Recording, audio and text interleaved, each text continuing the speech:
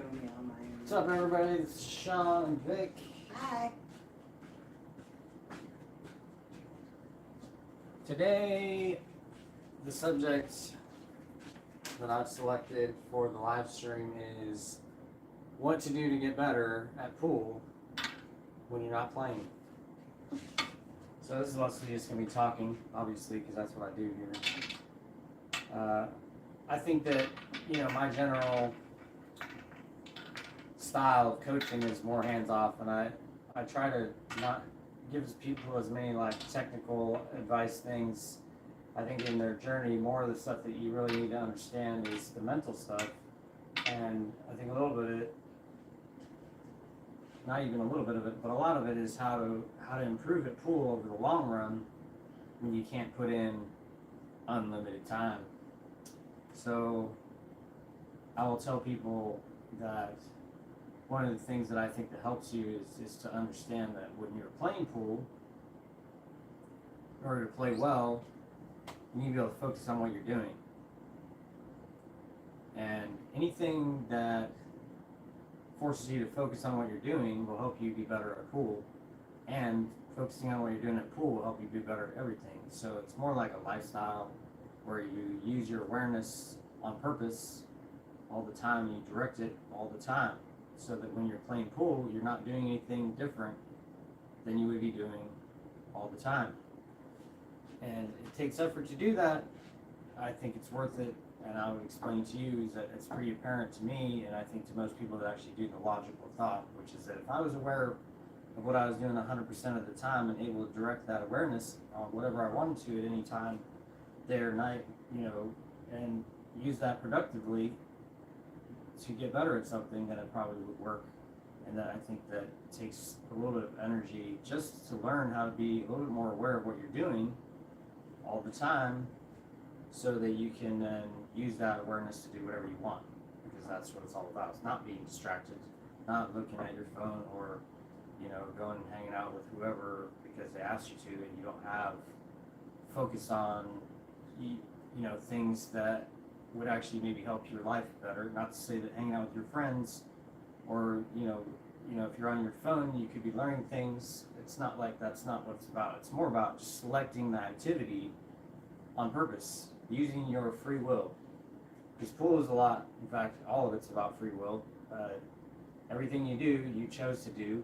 So hopefully you chose to do it because you wanted to do it. You opted to do it because it was the right thing to do. And to me, that is what makes pool so amazing. Partly is that everyone that hits the ball is doing it in their own way. They're expressing themselves, because you can't express someone else's shot or stroke or whatever when you're hitting the ball. It's always you. That's why I said this is the quote on my shirt, is just shoot your shot. And I tell people that this, what it means to me is not just that you have to decide what you're going to do, but you got to understand that you are the one that's always doing it. It doesn't matter if you're doing it because I said so, because whoever said so, or whatever. You are the one that's doing it, so it's your shot. So you need to be choosing it. And part of learning how to be better at pool involves moments of your life. You're in control if you choose to be, and then the more automated you make everything, without making decisions about why you're doing it, the less control you have over your life, and thus that equates to playing pool and having less control. Because if I could focus myself, just on this out right here is a good example. In order to be able to run the out, say it's 9-ball, which is what it looks like to set up here for, I have to make choices. I have to choose to try to put the cue ball somewhere, so that then it will lead me to a place where I can make the next ball, which is, so 1, 2, 3, right? So at some point, I have to make a decision about where to try to put the cue ball, and that's going to be a deductive reasoning type thing. It's going to be a balance of what's easy and what's effective, right? Maybe you build in a little bit of panache and style into your life, so then you don't want to just hit it blah blah blah. You want to hit it a certain way. It's all fine. It doesn't matter. That's not what matters. What matters is you're choosing on purpose. So when you're not playing pool, it's helpful to choose and know you're choosing, and then focus your choices, so that then when you're actually playing pool, it's more of a habit. It's just like about building habits that can help you with pool, and then also when you're playing pool, you're building habits that help you with your life. That's how you get better, is by doing more of the same things all the time that are benefiting you and benefiting your life. That's, I think, what makes pool an amazing game, is that the discipline that you have to be able to play this game at a higher level requires you to build habits into your life that are actually useful for living and make your life a little bit easier. So it's, I recommend any activity that helps you build focus and helps you make choices will help you with pool. Versus if you're gonna playing more games where you have to choose strategy, and pick a move. Those are good games to playing pool, because part of the hard part about life is that you got to make choices, and if you don't play games, you're not necessarily making as many choices. You're kind of going along with choices that have been made in the past, and now you're not re-choosing because you're just going with the flow of a choice that's already been made. But at some point, choices need to be made, and then if you're not in practice of making choices, now you're a little bit less sure of how to, what kind of choice should I make? Because any choice is legitimate. It doesn't even matter if you're shooting yourself in the foot on purpose. It's more of just creating a scenario where you're actively doing it on purpose, not just seeing what's going to happen and just letting things go, unless you've chosen to do that. That's what the point of it is that you have to have the awareness of what you're doing, and you have to be able to then learn how to focus it. So it's about being aware that you have choices to make, and then on top of that, making choices, and then through the act of making choices, because you're doing that experientially, I think that you should understand that everything you do, you get better at. So if you're I'm going to make more decisions, your decision-making power is going to get better. Obviously, because that's how you're going to get better at making decisions. Now, you might explore what kind of decisions you want to make and all that. That leads to your awareness. It's why am I making the decision that I'm making? What's important to me in this situation before I make a decision. So then there's, I think that a good habit to get into as well is to accumulate a little bit more data before you make your decision on what to do. I think that in pool, it's easy to get a little bit emotionally distracted, and then you get tunnel vision, and then you're acting upon impulses that maybe not leading you to the best place. And by just kind of staying afloat of that and realizing that that's the case, is that you can then, one of the things that you do with pool is you build your instincts up by practicing routine situations, so that when the emotions start to take hold of you, you have a program that you have set aside that will help you govern yourself when you're in these states of stress. So part of learning how to be more aware is you got to build a program, and I would recommend doing this off the table to help yourself be and learn how to lower your stress level through mindfulness activities. You can do they say just squeezing your hand as hard as you can for 45 seconds actually can reduce overall tension in the body for a long time. And that if you remember at the moment that you're starting to feel stressed, and you just focus on that, then your body will get more relaxed as you're focusing your energy and you're focusing that tension.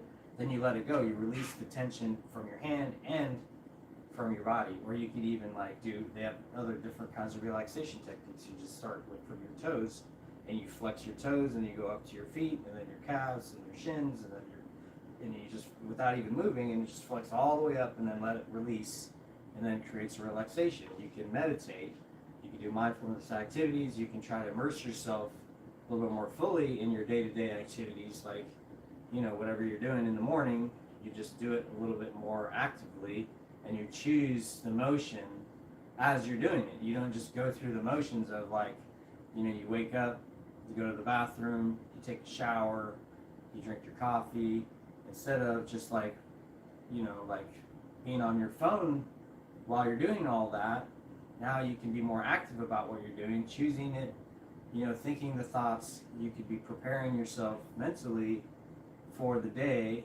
And then now when you're playing pool, you're in the habit of like, okay, well, how am I gonna prepare myself for the rest of this rack, and getting yourself set up for it by being like ready with your energy, ready with your mind, ready to focus, and that becomes part of the habit of just living your life as like aware as you can. Focusing on other things that can help you play pool is like, well, you should have a certain level of fitness. Believe it or not, just to walk around the table at a heightened emotional state, you're going to lose your breath. It's not even really necessarily the stress that does it. What it is partly is the activity of moving. If you're out of shape and you walk around this table 8 to 9 times and you don't breathe enough, and you're standing, when you get down over the ball, this takes more energy than just standing.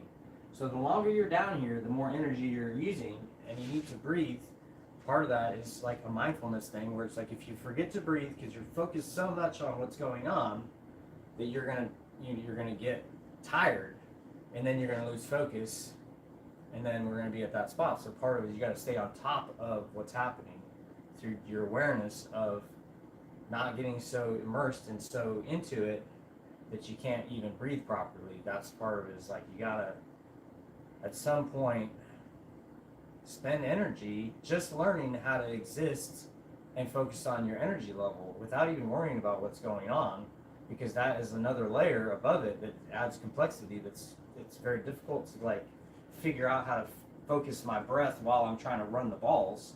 If I've never even focused my breath before, how am I going to do that while I'm actually doing another activity? You got to separate the activities if possible so that you can learn them one at a time and get better at it in a vacuum, so that then you can apply that technique to another situation where you don't feel like, oh, if I apply this technique, that it makes other changes to the situation that I can't predict, and that's as productive as if I've learned a technique that I'm now going to take and I'm going to implement it when I'm playing pool. Now I know the technique is a standalone technique. I don't have to worry about the technique failing while I'm playing pool. I'm going to try to incorporate something that I'm a little bit familiar with, and then use that to hopefully help me advance. You're going to have to work through multiple different potential solutions for every single problem that you face in pool to find your way of managing and your way of getting through that moment. Do we have anything? No. 3 people. Nice. 3 people on. I love you guys. So yeah, I like to try to like take a moment for myself in the morning, especially if I'm going to play a game, play matches later, competition coming up. I spend as much of my like free time, meaning like, you can be driving now, instead of, you can be focusing on that moment. You can also be focusing on things that you're likely to encounter, during a match, focusing on your behaviors that you're going to try to have automated for a match, for a situation. And you can then like kind of like in an effect, you're like rehearsing what's about to happen, and through your rehearsal of it, it's like getting an extra repetition in, and whatever you're rehearsing in your mind, you get better at when you're actually doing the action. I don't know when it was a long time ago, at least in my memory. I'm 47. I remember this from back when I was younger. They did a study on visualization with basketball. So it was like, I don't know, 10 or 20, 30 people, 10 groups, or it's 3 different groups of people. One group did not practice, one group visualized only, and one group just shot free throws. It's a free throw shooting thing. They did 2 different, or 3 different control groups. And so that the first, they threw however many 10 shots and made whatever the percentage was from each of the three groups of no practice, visualization only, and then physical practice. And it was shown that the visualization only practice was not quite as effective as actually physically doing the action. However, it was noticeably, statistically more effective than no visualization and no practice. So that the ideal, and what that means to me, and the takeaway that I got from that, is that doing it is the best. Obviously, if you want to get better at this, you should be here doing it. Next to that is practicing in your mind doing it. So, whatever you're working on with your pool game, if you spend time thinking about how you're getting better at it through your visualization of it, and you learn how to visualize what you're doing, then you'll get better at it. And the thing that I think people struggle with is like, well, I have trouble visualizing the thing that I'm struggling on. And I'm like, well, obviously you do, because if you didn't struggle with it, you wouldn't be bad at it. You wouldn't be trying to get better at it. It is just exactly how it is. The struggle of not being able to visualize is an analogy for the reason why you're not as good at it, and that once you learn how to visualize it, you'll realize that you're actually better at it. It's being able to see yourself doing it is the hard part. Once you learn how to see yourself doing it, now it's easier to do it. I think that makes sense. The hard part is at the beginning, you can't see yourself doing it, but then also if you're doing it, you can't do it. It's the same thing, but if you spend time like, okay, what do I need to see? For instance, like on this shot here, if I'm just trying to use, a little bit of draw and float to this spot here to play, to get my angle to play up over here, for instance. If I'm having trouble, like, away from the table, visualizing a certain shot, then the goal of the visualization practice becomes, okay, what is my pre-shot routine?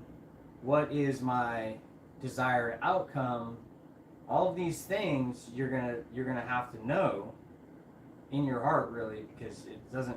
You can't just create it in your mind so much. It's like a full body awareness activity where you got to decide, okay, what is the stroke feel like in my imagination? What is the strokes? What is the shot?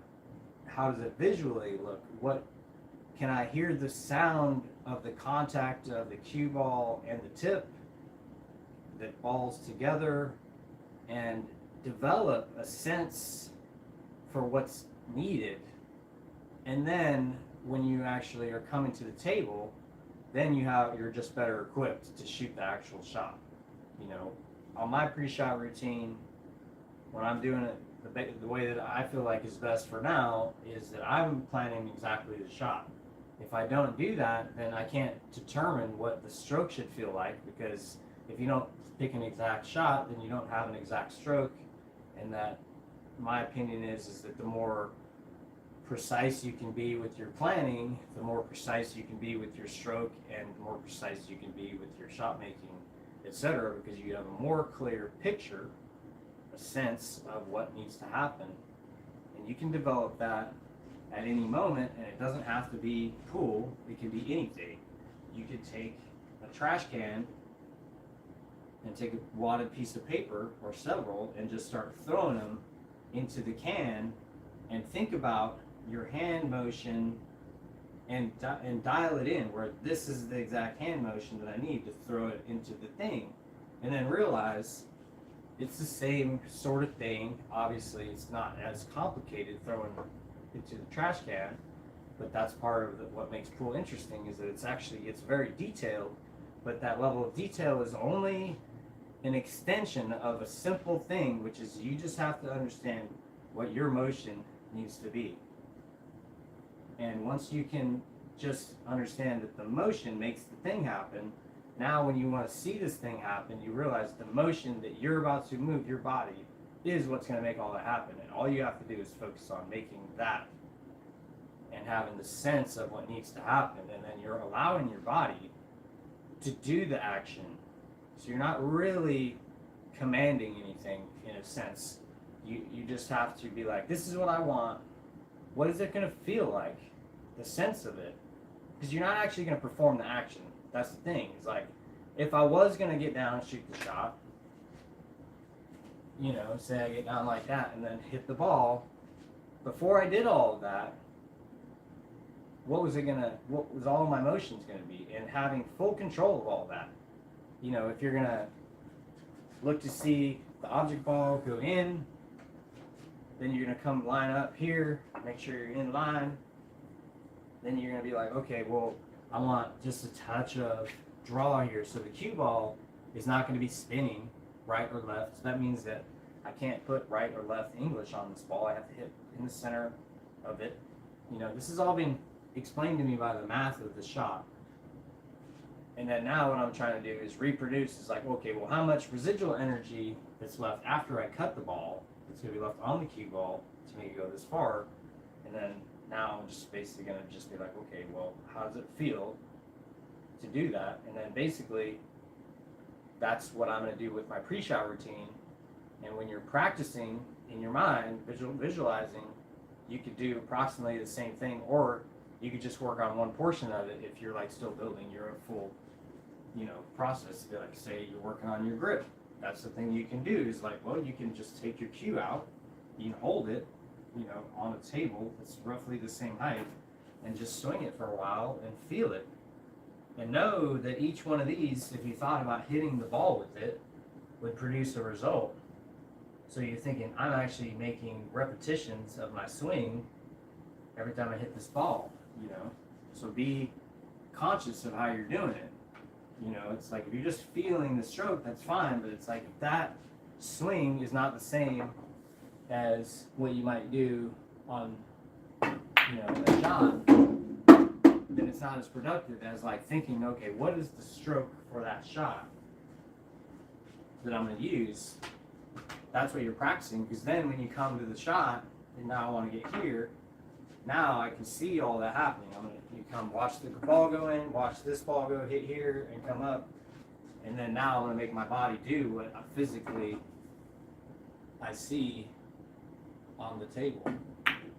You know, and obviously you're not going to get exactly where you want it to every time. That's how it works. It's like we're not 100% precise, but by doing a brief visualization activity before we do it, we can much more completely, you know, and, you know, really like feel comfortable that it's going to happen.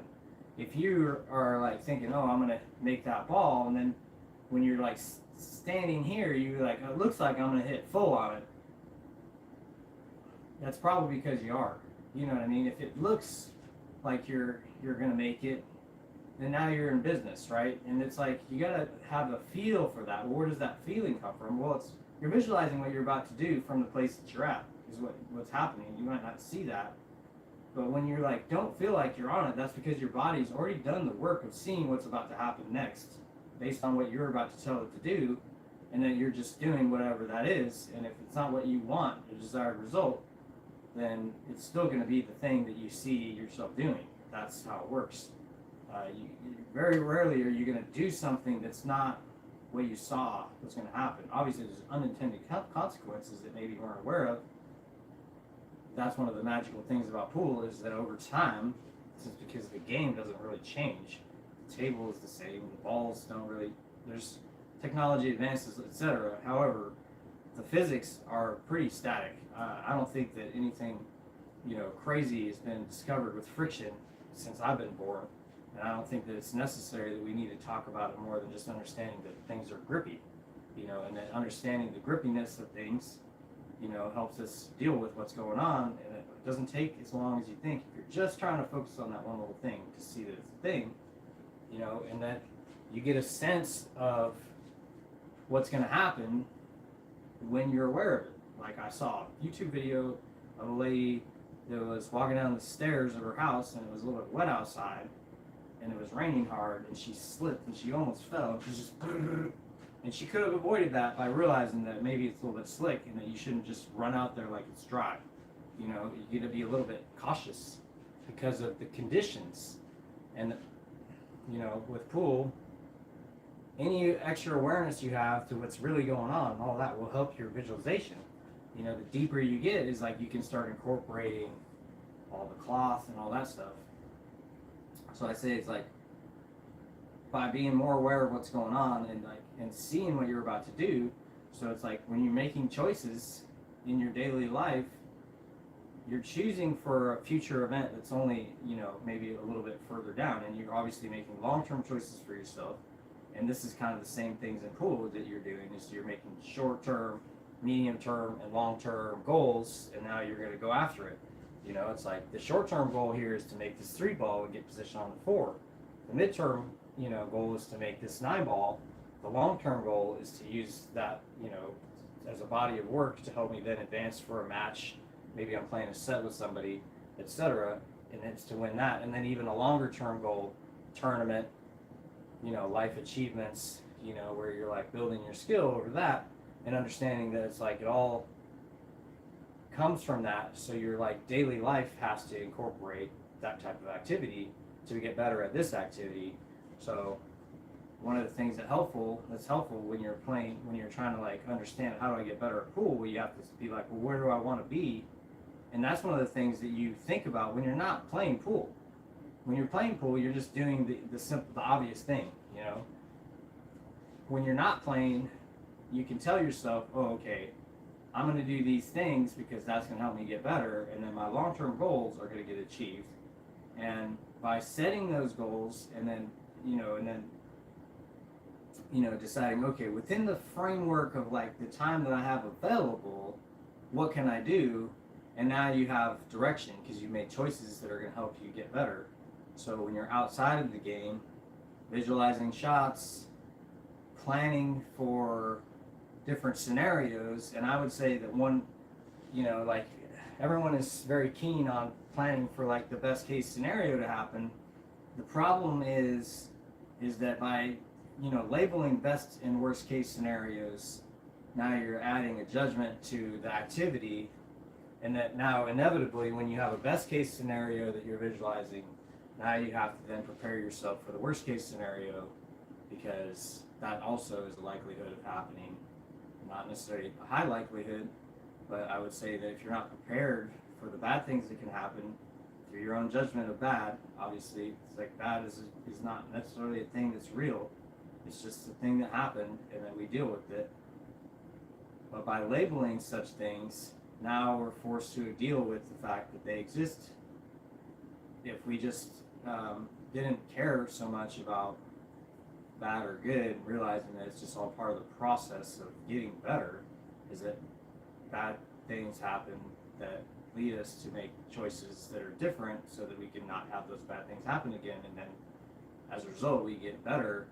So then really when you say bad thing, it's not actually a bad thing, it just was at the moment maybe unpleasant, uncomfortable, and then we needed to figure out a strategy to avoid the future of that, but in the process of all that, that's how we get better at things.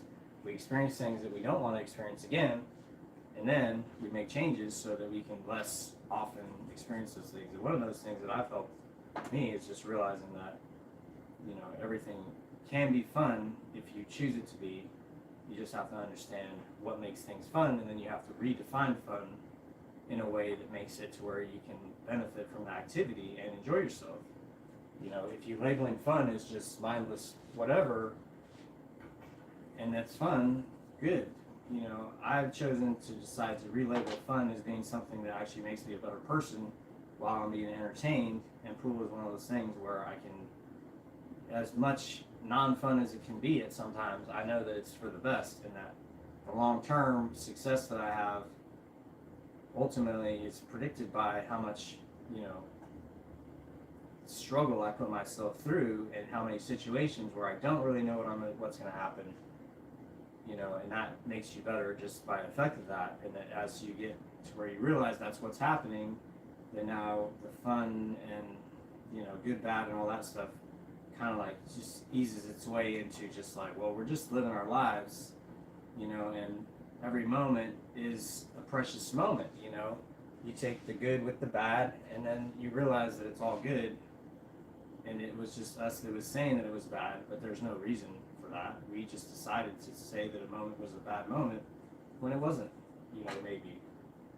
And that's part of it is too, is like when you're in your daily life, be very conscious as much as you can about the way that you think and the way that you speak, because that becomes, or that is who you are ultimately as your habits. It's like whatever word you're saying at this moment could be infinite different words, and that means something, that you've chosen it, and that you've defined yourself by saying any word that you say defines you as a person, because you can say literally any words you want. So by saying anything, you're making yourself a thing. So if you don't realize that, I hope that this, if you're listening to this, that makes you aware that if you start saying things are bad, it makes your life bad. If you say things are good, it makes your life good, because it's your viewpoint that's what's important. It's not the thing that happens. I think most people realize that perspective is everything, and yet it still, I think, needs to be spoken about, that you need to actively, through your awareness, shift your focus and shift your perspective as positively as possible so that you can enjoy your time on this planet. It's not going to help you be better at pool, per se, by being a positive person, because you can be negative and have all of the reasons why you have, that you have to be good, because if you're not, then so many bad things will happen. And that can be your lifestyle if you want it to be, or you can choose to just do it because it's fun. That could also be your life. You have to choose. The shots are still the same shots. It doesn't matter.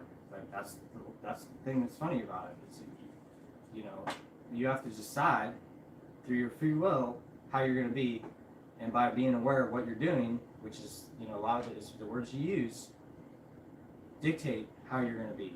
So all you have to do then is really just change your words. That takes effort, because then you have to be aware that you're about to speak, and then you have to design the words that you really want to say, because it's going to lead you to the place where you want to go. Your thoughts become your words, and then you act on your words, because you're labeling yourself by saying anything, and now you're forced to follow that instruction that you gave yourself. It's not that it's you, it's your body's doing it, your mind is doing it. Whenever you say something, you're like following the program. The word is a symbol, and you're attaching yourself to that, and that becomes you. If you said something else, that would be you. It's just, I don't know what else to say. It's the same thing as shooting the shot. It doesn't matter if I tell you to shoot it and you shoot it, and you say, well, I shot your shot. Being, no, you didn't actually shoot your shot. Or you didn't shoot my shot. You shot your shot in a way that you thought that I would shoot it. It's not ever going to be my shot unless I'm hitting the ball. I can explain how I'm doing it, but the way that I do it will be always different than the way you do it. Even if you do it better than me or the same exact result, the process will be different. So, this is like all comes down to your awareness of what you're doing and how you're doing it, and all that is a daily practice. You can't just show up to pool and then be like, okay, all of a sudden I'm going to just turn into this, super dialed in, like I know exactly what I'm going to do and all that. It doesn't just happen. You have to work on constant awareness practice when you're working, and dialing everything in to get better and better at it. And it's worth the energy, because if you want to get better at this game, you got to focus better than the other person. It's not so much about the physical skills. We all have time eventually to learn proper mechanics if we choose to, and then now those proper mechanics are going to get us plenty far, and now it's going to be more about like selecting proper shots, and then understanding that our body is repeatable, and now we need to have a repeatable system, and then now we can have repeatable results, and that's a mental consistency thing. You just got to be like, in this situation, when you're not playing, in these types of situations, I'm going to look for opportunities. I'm going to look for good things to happen. I'm going to look for, and I'm going to see what's really going on and what I can really do to help myself move forward and to achieve my goals, So, like I said, the goal setting is huge. It's like, I tell myself, it's like, well, all I have to do to be happy is be conscious enough to select my shot. Because that's all you need to do. That's your whole life. Every day is that. You'll be successful in your life if you can choose the next moment what you're about to do consciously with a clear heart, and it is very difficult over time to do that, because there's a lot of distractions that make you think that you need to do things that you don't necessarily need to do, and that can change the way you make your choices, and it can change a lot of things about your life. And by having an awareness what you really want, because you have goals which you set aside, which is part of the whole process of this, is that it's like if you don't have goals firmly etched in your mind and figure out how you're going to achieve those, then it makes it harder to make the ball, honestly, because you don't really know why you're doing it. If you knew that you were doing it for a specific reason, then now you have like a cause, right? And if you don't choose for that to happen, then now you're like, well, I can choose to be petulant today and not make the ball, and then I won't win, but I don't care because I don't have the goal of necessarily becoming a better player on paper written down somewhere off to the side, where only I can see it, where I know who I really am and who I really want to be, and this is not that. So I'm not going to do that. Instead of that, I'm going to try to embrace the higher values and all that other stuff. And I can't just do it when I'm playing pool. It's all the time. If you don't brush your teeth, that's all day that you haven't brushed your teeth. You have to do it, and then once you've done it, now it's done. It's the same thing with pool. You have to decide how you're going to be, and then now you're that way, and you don't have to worry about it after that. You just did the thing that you're supposed to do, and once you've chosen what's going to make you happy about it, then you can be happy. And like I said, to me, as long as I choose my shot, then I'll be happy as best I can. Obviously, you can there's like issues with dealing with disappointment for not completing it. Obviously there's, when you're playing different scenarios, your mind can think, oh, I'm gonna I don't want to feel negative thoughts when I don't succeed and all that stuff. But that's what we're here for. You get in there with putting your best foot forward with your best intentions, and then you act on those. You take that information, and then you make decisions on what we got to do next. So as long as we're being continually, constantly conscious about what we're doing and using our awareness the whole time as much as we can, everything's gonna be fine. You can keep steering the ship, and you can keep making decisions, and those decisions will continue to get better as you'll see as your awareness just builds on that thing. So any activity you can do to help build your awareness will help you. Another thing that's very helpful is to write down your pre-shot routine, or at least have a super solid understanding of it, so that you can basically recite it at will. So that when your visualizing practice comes, then you can be like, okay, well, what's my practice? Well, on a key shot that I need to make sure I do the thing. Once I plan the shot, which is is one of the difficult parts, I think, for people, is to make a decision. It's like, well, say I want to end up right here on this 3-ball. I'm going to make it and then come out to here so I can shoot the 4, come off the rail, and back for the 5, for instance.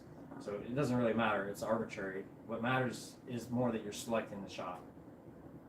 For purposes of the drill or any situation, it's like, well, if you're playing 8-ball, 1 pocket, banks, all that stuff, you're going to be shooting different shots. What matters is that you're choosing an appropriate shot for the scenario that you're at, and I think that it's easy for everyone to realize that that's what you're doing without really thinking about it. Hopefully you're not shooting shots that are inappropriate for the situation, which maybe you're doing if you don't have clear goals, because then you can just shoot anything. But if you have clear goals, there's only really going to be 1 or 2 different shots available, because you're going to be in alignment with those goals if you're doing, if you're living your life the way you want to, which is that you're living your life in alignment with your goals. So on this, on this shot, I could have a different array of different goals, and this is part of like what you select before you're actually playing. Is maybe you're working on like, well, I'm going to be more precise with my visualization of watching the ball go in the hole, because I've been struggling with that. So instead of just shooting it without looking for a while, I'm going to add this layer where I really am precisely deciding, okay, I want it to go, to the left edge or the right edge, whatever it is, whatever you feel like you want to do. The point is to make that decision and then really focus on watching it go in. And then now that you can see it's going, now you come over here and you have a clear idea of like, okay, I know what it's going to look like when it goes in. Because this is all a visualization practice. This is all like imagining you're not here. You have to be able to be so dialed in with your process that you don't need to have a table to help you do what you're going to do in your mind. And this is not easy, because you have to fabricate, imagine it. You have to use your, you have to get yourself to a point emotionally where you're engaged in the activity the same way you would be when you're shooting the shot. If you're frustrated at work and you're trying to visualize making this ball, it's going to be very difficult. You have to be, I would say, generate the feeling of what it's going to be like when you do the shot, the way you're going to do it, when you're doing it the way you want. So that has to do with like choosing the emotion that you want to feel when you're in the process of playing this game, because that's the practice is tied to the emotion. If your emotions are consistently one way, then your visualizations will be better when your emotional state is at that level.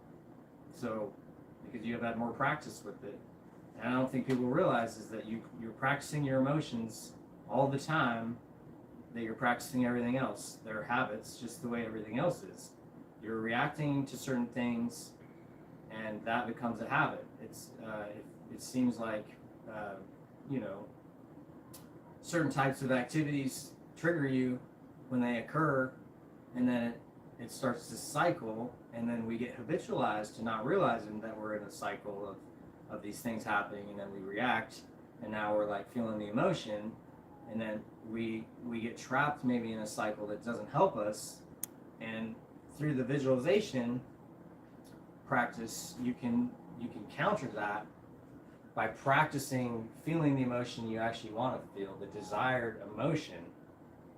Then when you actually visualize the shot and be successful, you're habitualizing making the shot, visualizing the shot, and the successful emotion that you want to feel. And that's what's important about it, because then when you're playing, you have practiced the emotion you want to feel under the competitive environment without actually being there. If you've added the crowd, other people, whatever to your visualization, which you can do over time, and that can help you really understand, like how deep you can get with it. I sort of lost my train of thought there, but I don't know if there's much more. I could just continue to go forever about this, but I'll say, what time is it right now? 10:41. Yeah. Is there anybody want to say anything? There's just one person watching. All right, y'all are bored. It's cool. So. There was 7. Nice. At one point.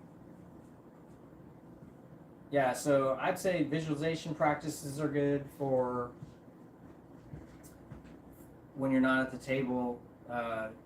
Doing all the infrastructure work of setting your life up, is huge.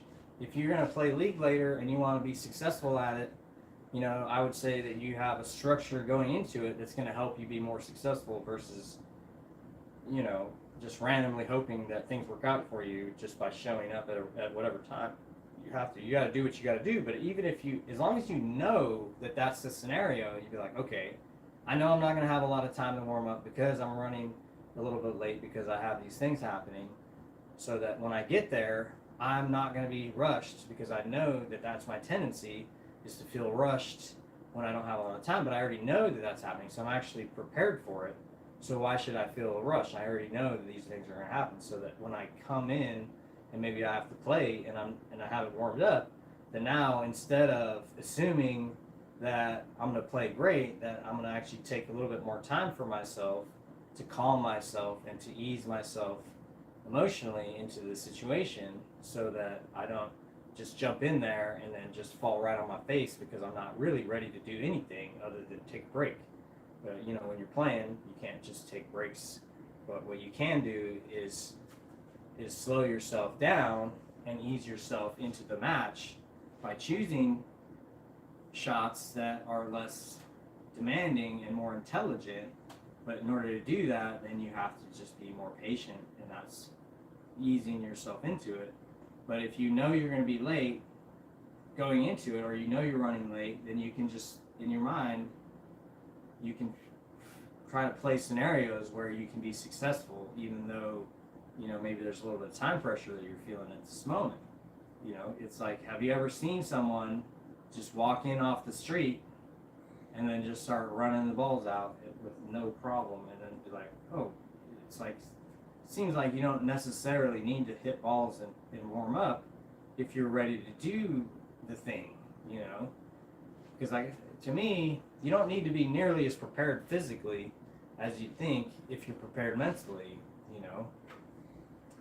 You can do a lot of stuff to get yourself ready, you know, like doing some jumping jacks or some energetic stuff to get your you know, your body physiologically where you want it to be, all kinds of things, you know. I'd say, you know, getting your fitness good as a general matter helps you, because this game can wear you out. Let's see what else is there for preparation. Yeah, I mean, you know, focusing on your routine and dialing it in while you're not playing, and kind of like understanding, okay, these are my like couple concepts that I want to work on while I'm playing, so that you don't have to just kind of like play it by ear. You actually have a dedicated, like, this is my intent of what I'm going to work on at the moment when I go to the place to play. You know, it's like, if it's, you know, maybe if you're playing in a tournament that it's a little bit higher buy-in than you're used to, so you may be feeling like, oh, it's a little bit higher buy-in, so I want to do really well, I want to try really hard and all those things, you know, and all those that mentality is the thing you're trying to overcome. You know, it's like the amount of money that you're playing for shouldn't really dictate your like capacity for playing well. You know, it's more about your comfort level with understanding the situation you put yourself into, and a lot of it is just like, if you can frame it properly, then you can be more successful. And a lot of it's like, it's not about the money and etc. You know, it's easy to say that, but then at the same time, it's like, it doesn't necessarily make it work. What makes it work is realizing that if I just stop focusing on the scenario and just focus on what I'm doing, then I'll be fine. You know, the balls don't care if you're playing for $1 million or for nothing. You know, if you care, that's what's changing. You know, so if you're struggling in situations, you need to change. The balls don't care, you know. And that's the thing is that you have to jump into the change things. Like, even when you're not playing, you should be trying to change, because you know that you're growing and you're moving towards a thing. So at all times, if possible, you should be slowly grinding your way towards that through your life strategy. You know, by adding more and more reasons to be good at pool, you'll get better at pool, you know, because you'll have to. It's like, you know, for me, it's a little bit different. I've been playing a long time already, and I've gotten to a certain level to where now it doesn't make sense to stop and then start playing tennis and try to be a professional tennis player. You know, I enjoy the game, but at the same time, I like pool better, you know, and the weather sucks here, so we don't do that. I don't like to go outside when it's raining. That's why I chose pool in the first place. It's just an easy, casual game. But that's helped me. That commitment to the game is what helps me make balls, because I know there's nowhere else for me to go to learn how to play the game, another game, and be better at it. I'm not going to choose another game. I'm playing this game, you know. And by having that commitment, you can then forget about all the excuses that you might have, like, oh, I don't really care about this because I'm actually a golfer. You're like, well, you know, if you want to get good at pool, you got to start talking about yourself like you're a pool player, not like you play pool, but that's what you do. And that's, you know, you own that thing. And by labeling yourself as a thing, you're now commanding yourself to do the thing, you know. So you have to be careful about what you're doing, but you can also consciously put yourself in a situation where now you're taking ownership of something that is what you wanted to do anyways, which is kind of the point, I suppose.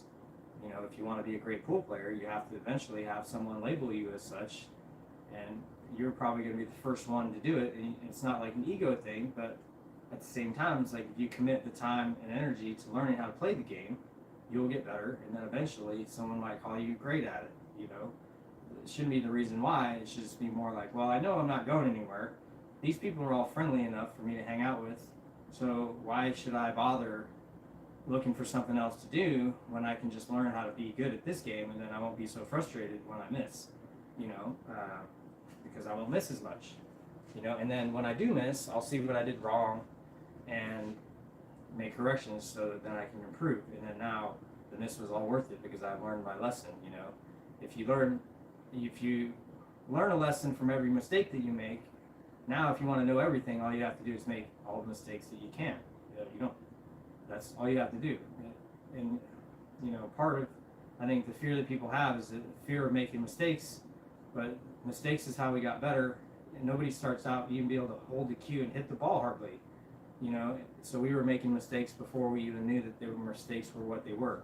You started calling them mistakes because you started having goals that you couldn't achieve, and that part of that process of growth is learning how to achieve those goals by facing these repeated mistakes with a little bit of equanimity and realizing this is part of the process. The greater process of growth is through making mistakes. So you should be constantly trying to make mistakes by challenging yourself to shoot shots and to do things and put yourself in situations where you cannot possibly succeed to the full extent that you'd like to. However, you're giving yourself room to grow and potentially surprise yourself.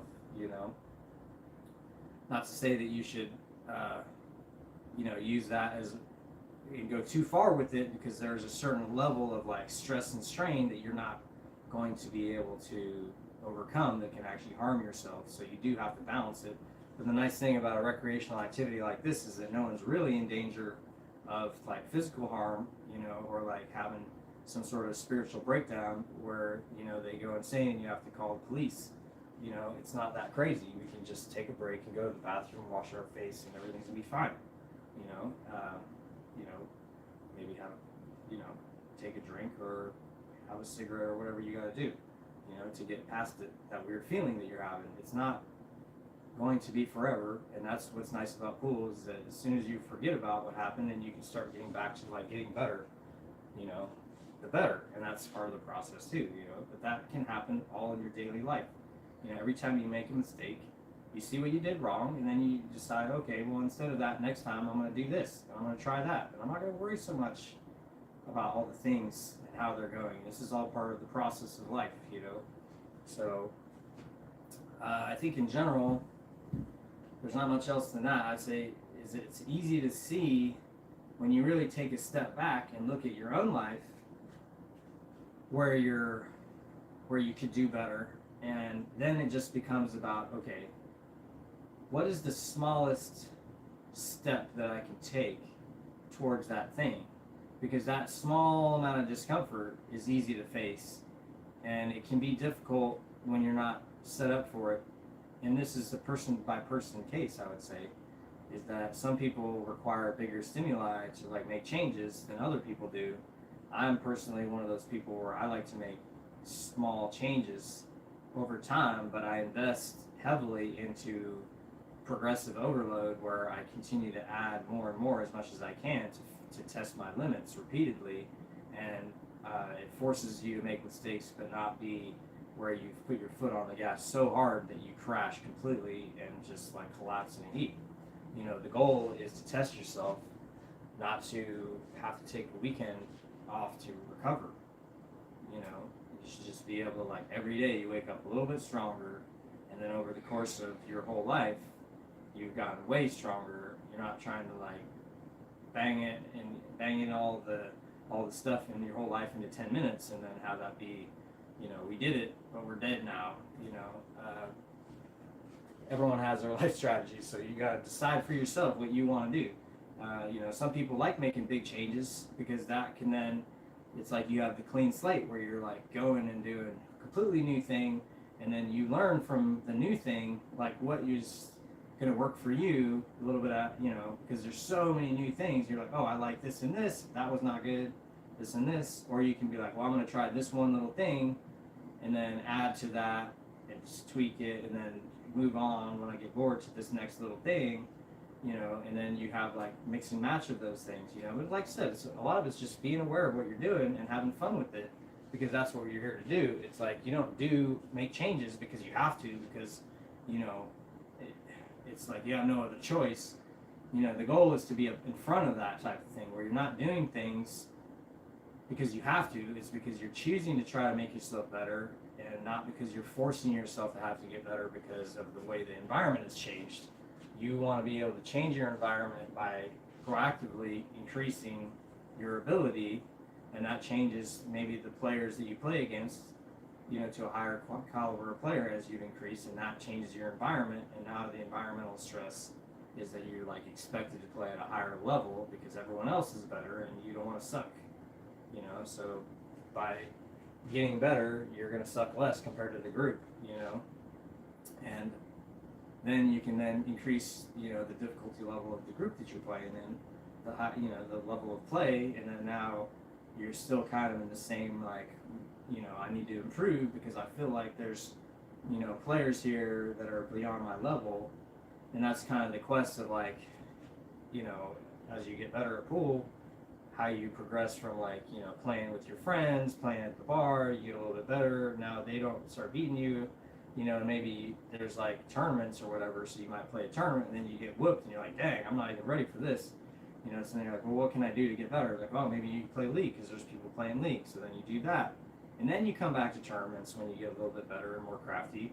Or you just be like, I really like tournaments because as soon as it's over, I get to leave and I don't have to score for people. I don't have to I don't have to do coaching. I don't have to necessarily fraternize with everybody. Not that they're not my friends, but maybe I'm not the guy that wants to just talk constantly, and score for everyone all the time, and pay the money that way when I'm just trying to get my reps in.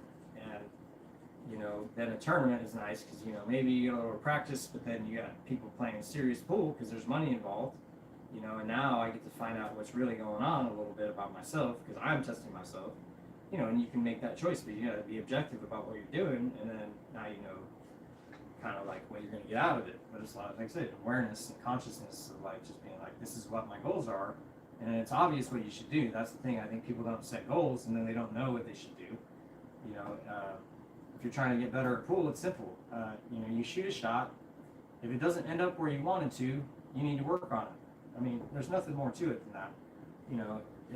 It's whether or not that's the right shot to make you better than another shot that you practice would be is not as relevant as you think, because I feel like it should be obvious that if you work on one thing, you get better at it. And now when you play, there will be another thing that pops up. It's like, oh, I could get better at that. And now it's about awareness again, seeing what you're doing, and then deciding you want to do something a little bit different, and then making a plan, and then executing on that. And then that becomes a habit that isn't just for pool, but it's for your whole life. It's like, well, when you're taking out the trash every day, and then maybe there's like an object that's in the pathway, and now you have to go around it every time. When you can just move that thing and it'd be gone forever, and it's like you can either deal with it forever, a little bit of inconvenience, or you can eventually just decide, you know what? If I move that object out of my way, I clear that thing out of my path. Now I have a clear path. My quality of life's going to go up, and all it was a slight amount of energy. That's what pool is. It's like, well, if I'm overcutting this ball every time, then how much better is my life going to be if I just start cutting it in every time? So much better. And all you have to do to learn how to do that is just hit it. I don't know how many times it'll take. Nobody knows. The point is that you won't learn unless you do it. But as soon as you start doing it, yeah, you're going to be frustrated because it doesn't go in. But eventually it will, because you'll see what you're doing wrong just by repetition. So you don't have to, there's not too much going on. If I'm hitting this 3-ball into that hole and it goes to the right of the hole, that means that I needed to aim to the left of where I aimed. Or that where I hit that I thought was the spot is not the spot. It's actually a different spot. And that all I'm looking to do is find that spot, and then eventually I find it. Then when I find it, I'm like, okay, well, now I got to be able to learn how to hit it there. And then ideally, I can learn how to hit the cue ball to get to that spot easily without having to try so hard, without having to work at it so hard. And then now I can use that awareness to do something else. And that's the process where it's like, yeah, you got to focus really hard on it at the beginning because you don't know exactly what it looks like. And as you start getting a sense of what it's supposed to look like, then you can start repeating that a little bit more and more. And then eventually it becomes way more automatic. And that's what we're looking for. But you can see how that's a process. It doesn't just happen in one day. But the beauty of it is it doesn't take as long as you think. If you spend 10 minutes lining up this bank shot into the side and you missed it the first 5 times, eventually you start making it. But then once you make it like 2 or 3 times in a row, I'm not even really aiming, I'm just going to hit it. So hit it there, you set it back up, similar angle, hit it again. see where it goes. Short again, right? I'm not even really in it. But then, like, okay, well, what do I need to do? It's like, well, cut it more. So instead of hitting it here, I'm going to hit it here, right? Is that going to make it go? Yes. Okay. Well, let's test that theory, right? Basically the same spot, right? You just hit a few balls, you'll start to see, that one I hit a little bit short, right? You can start to see where the ball's actually going, and then you can start dictating, okay, well now what change do I need to make it go in a different place? But the initial repetition of hitting the ball tells you exactly what you need to know if you're just looking for it. Like, I'm hitting the ball straight out from my body with no English, is that location that the cue ball is going to go on that pathway? Is that going to make the ball go in that hole or not? And then you hit it and you find out. And then if it doesn't go, you have all the information needed. It went right, left, you hit it too hard, maybe, all that stuff. If you pay attention to it, that has to do with knowing that you're actually getting down the ball straight, which you can practice anywhere. You have a line, pretend that's the shot line. Like, you're going to shoot a ball straight down that line, and then learn how to place your cue directly on it every time. Right? There's so many ways to get better that, if you just do a little bit of effort, will get you better. So I think we're about out of time. I appreciate everyone that made it this far. Got 3 people. If anybody wants me to talk for longer, now's the time. But it's okay if you don't. Anyways, let's see what's happening in the near future. Do we have anything going on? Not really. I don't think so. Just the weekly calls as usual, starting back up on Monday. Yeah, we're trying to do as many of these streams as we can, 2 to 3 a week if possible, talking about random pool stuff. So I'm just coming up with ideas out of the hat. Yeah, and as far as stuff that I'm preparing for, that maybe some people that are watching this, the Eric Storer Memorial Tournament is coming up in the beginning of January, so I'm playing in that event. That's a bar table 9-ball, I think, and then I'm playing in an event at 128 Billiards tonight. Actually, it's a 10-ball tournament, so I've been practicing my 10-ball game. And a lot of it's just what I've been working on is the kind of stuff that I'm talking to y'all about. It's just more focusing my time when I'm not playing pool, because you have to do that, and trying to learn techniques that will help me when I am playing pool be better at it without having to switch gears so much. It's more of a I'm flowing into each activity, and I'm designing my life such that it makes sense for me to get better at pool. And I think that everyone can set their lives up in that way where it's advantageous to get better, and then it becomes okay to do it, and then you don't worry so much about what other people think about what you're doing, because it doesn't matter. You're like, well, I'm not worried about my skill rating, in league, because I'm not playing league, and I want to get better.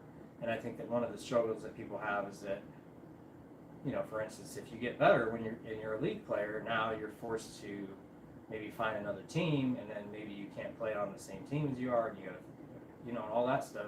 And that becomes a distraction that can actually take reasons away from you increasing your skill level, because you're having to deal with social things that you might not want to deal with, that can, you're going to have to make changes, is my point. And those changes are what is being resisted, that makes it harder to get better, is that the rest of your life will change if you get better at pool, and that's a fact. You can't just get better at pool by itself. Your whole life will change. Maybe not a lot, but the better you get, the more different it will be. And I can't, get people to understand that without actually having it done. But if it happens to you like it happened to me, then you'll see that your life is not the same as you get better. You learn things about pool that tell you and show you that life is not the way you thought it was when you were not as good of a player. You realize how much more control you have over everything that you're doing once you start applying this decision that you're going to control your life, and that itself is a challenge that you have to accept on your quest to becoming better.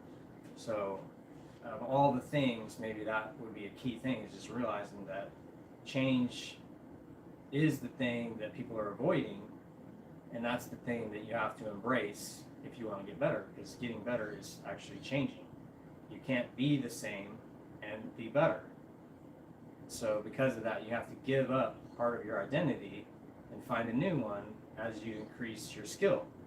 That's part of it, is my identity is changing because my words that I use are changing, because I can then more, consciously be like, this is actually what's happening, and then doing the thing. And the less you can do that, the less you see that how much change is really occurring. And then by seeing that your growth is just changing, and then seeing how change is always happening all around and everything is so temporary, that you can start like releasing yourself from feeling like you need to be a certain thing, and just kind of going with the excitement of the newness of what's happening, so to speak. So, hope you all had a great time. I know I did. And we'll see you next time. Have a good one.